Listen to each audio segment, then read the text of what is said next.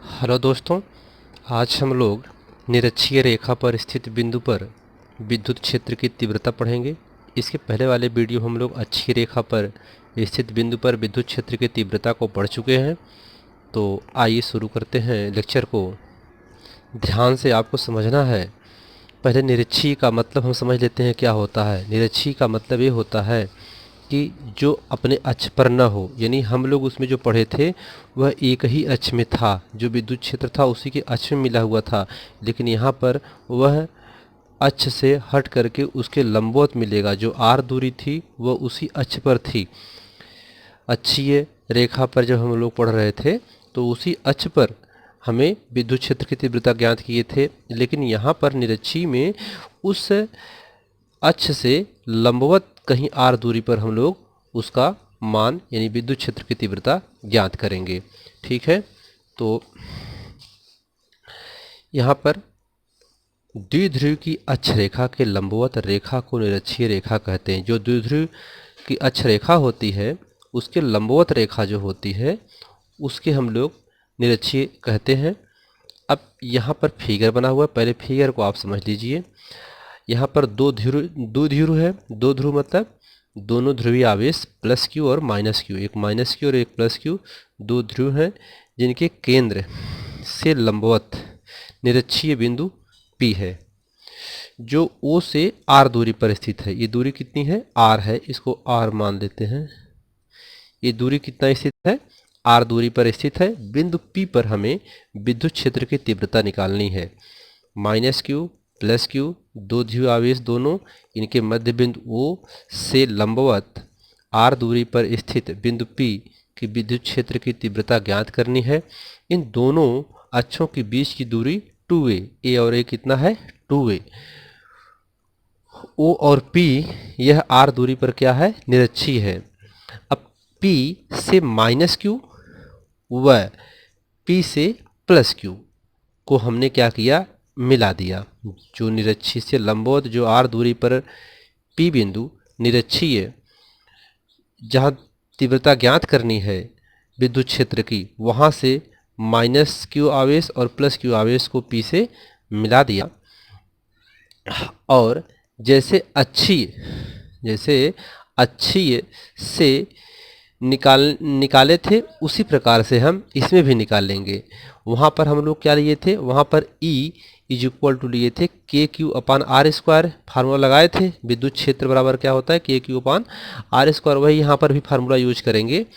यहाँ पर हमें क्यू और आर ज्ञात करना है, क्यू और आर ज्ञात करना है। इसमें क्यू का मान माइनस व प्लस दिया हुआ है, यहाँ पर माइनस और प्लस दिया हुआ है। आर हमें निकालना है।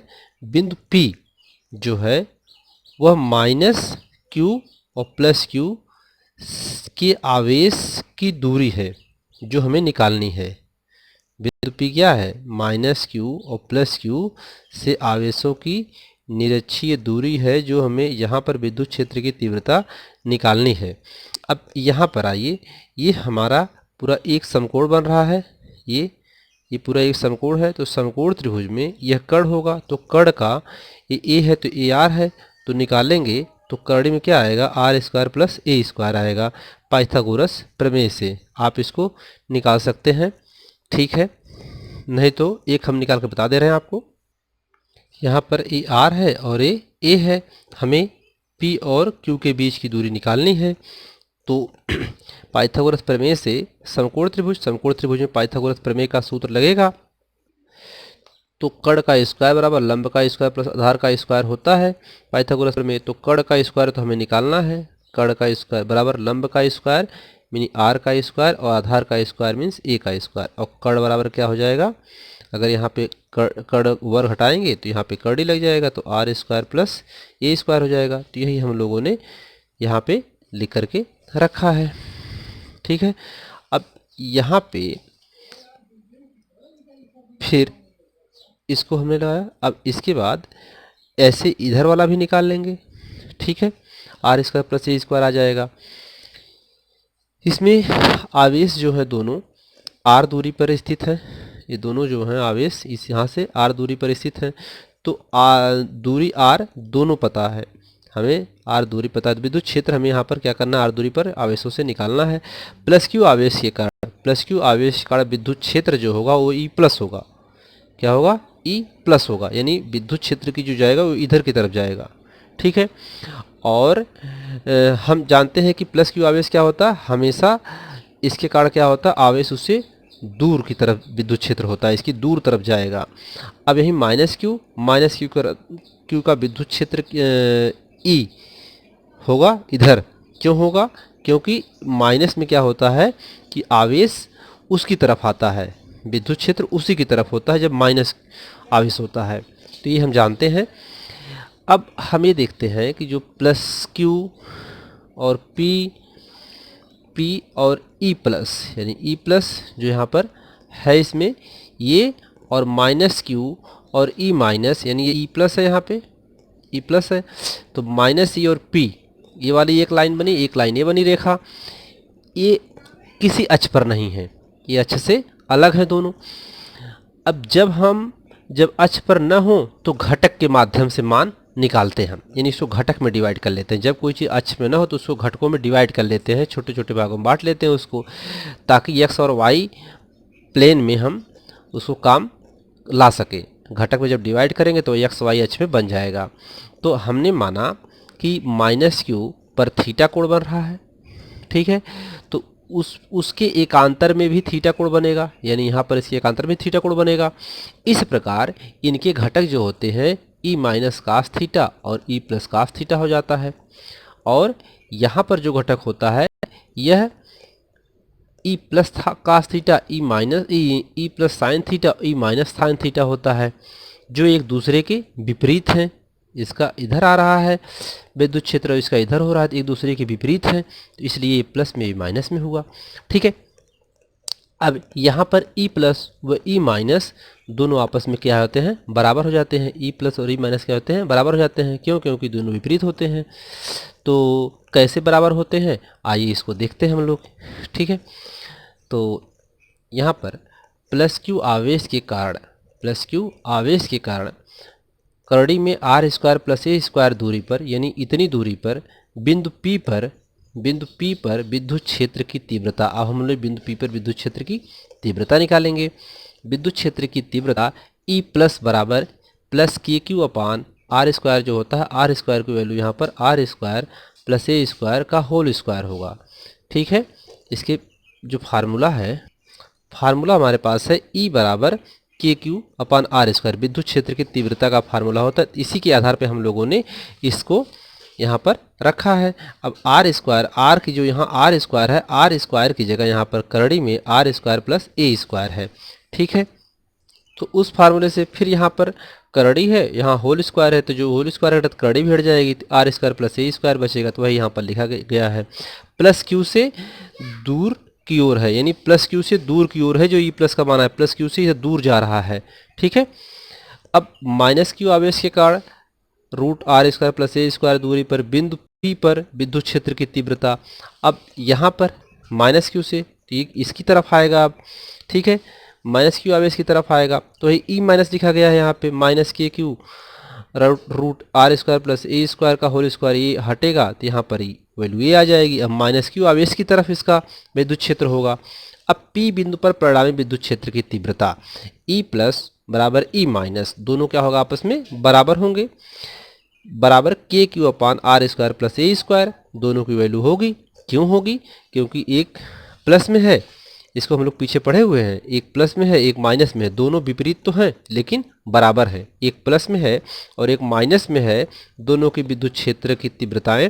तो यह क्या बताता है, माइनस और प्लस, कि यह दोनों आपस में बराबर हैं लेकिन विपरीत हैं। तो वही यहाँ पर लिखा गया है, बराबर तो हैं लेकिन विपरीत हैं, इसलिए K Q upon are square plus A square.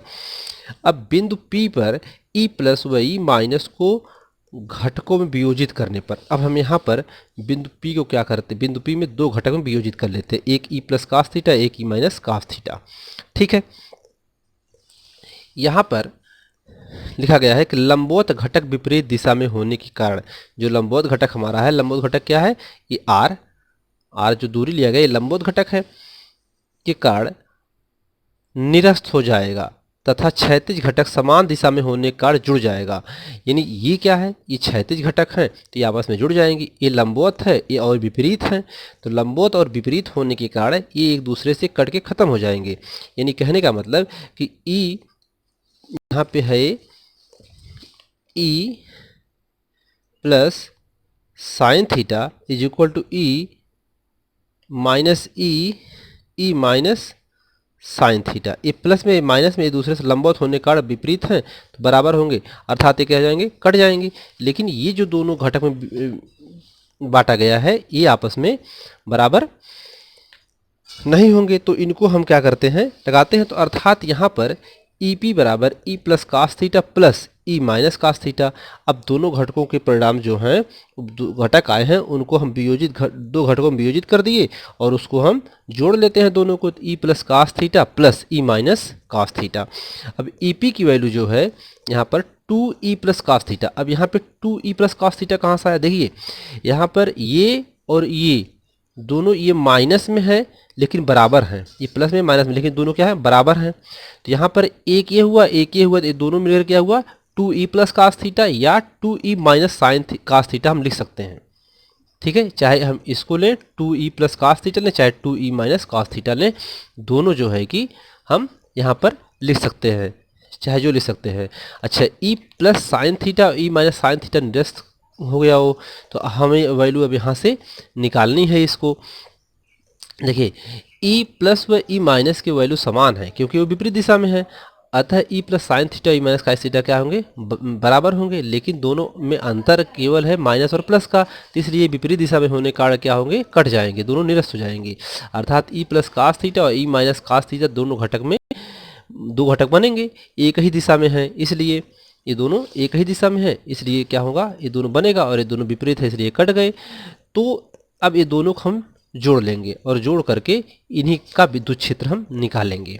ठीक है, तो वही यहाँ पर आपको लिखा गया यहाँ पे कि E plus is equal to E minus बराबर के क्यू अपान इतना, दोनों को हमने क्या किया, जोड़ लिया, अर्थात बराबर कर लिया। अब इनको हम यहाँ जोड़ करके इसकी वैल्यू निकालेंगे ए।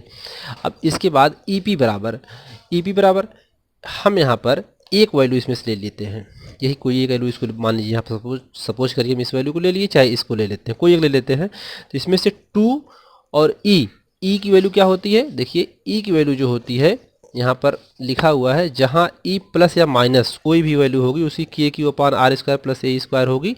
ठीक है, तो हमने ई प्लस की जगह यहाँ पर इसको रख दिया या ई माइनस की जगह रख दिया, और कास थीटा का वैल्यू क्या है, ए अपान are square plus A square. अब कास थीटा जो है वह ए वैल्यू होगी। ठीक है, आधार बटा कड़ होता है कास थीटा, तो थीटा जब लिए हैं तो आधार बटा कड़ हो जाएगा, तो वही यहाँ पर लिखा गया है कास थीटा की वैल्यू। अब ई पी बराबर के ए है और एक क्यू है इंटू 2a साथ में लिख दिए। इससे लिखने से क्या होगा कि यहाँ पर हमारा जो p मिल जाएगा, क्या मिल जाएगा, p मिल जाएगा हमको, ये p की वैल्यू होती है। अब यहाँ पर r is greater a, r जो है a से बहुत बड़ा है, उसकी अपेक्षा ये बहुत छोटा है, इसलिए क्या होगा, a लगभग 0 के बराबर हो जाएगा। तो यहाँ पर हम लोगों ने आर स्क्वायर केवल बचा है, बाकी सब निरस्त हो। 3/2 यहाँ लिखने का क्या मतलब है, आइए इसको आपको समझाते हैं। 3/2 यहाँ पर जो लिखा गया है वह यह है कि क्या है, हाँ ये लिखा गया है कि आर स्क्वायर प्लस ए स्क्वायर एक ब्रैकेट में और दूसरे ब्रैकेट में है करड़ी में है आर स्क्वायर प्लस ए स्क्वायर, यही है ना, दो करड़ी में है दोनों, दो ब्रैकेट में है दोनों। तो यहाँ पर एक घात है, यहाँ पर एक घात है, तो जब इसको लिखेंगे और यहाँ पर करड़ी लगा हुआ है, तो करड़ी जब बटाओगे, पहले इसको देखिए, तो आर स्क्वायर प्लस ए स्क्वायर का 1/2 लिख सकते हैं जब इसको करड़ी हटाएंगे। ठीक है, करड़ी लिखिए चाहे 1/2 लिखिए, बात एक ही है। और यहाँ पर आर स्क्वायर प्लस ए स्क्वायर है, अब यहाँ पर घात 1 है, एक घात, और इसको क्या करेंगे, जोड़ देंगे, तो आर स्क्वायर प्लस ए स्क्वायर की 1 + 1/2 हो जाएगा। अब 2 × 2 और 1 3, अर्थात ये कितना जाएगा, 3/2 आ जाएगा। तो इसलिए आर स्क्वायर प्लस ए स्क्वायर की घाते हो जाएगा 3/2 हो जाएगा, तो वही 3/2 वहाँ पर आया है। हम उम्मीद करते हैं समझ में आया होगा आपको।